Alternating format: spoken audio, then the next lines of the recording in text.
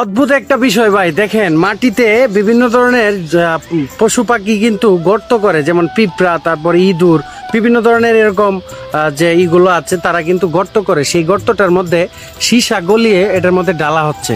তারপর দেখা হবে যে এটার গভীরতা কতটুকু, আর এটা মাটি করে এমনভাবে বের করবে একদম মানে কি বলবো, সীসাটা শক্ত হয়ে যাওয়ার পরে এতটা সুন্দর হয়। আর যে পিঁপড়াগুলো যে ভিতরে গর্তগুলো করে সেটা তারা কত মানে কিভাবে যে তারা এটা করে সেটা কিন্তু এই সীসাটাকে উঠিয়ে আনার পরে বোঝা যায়।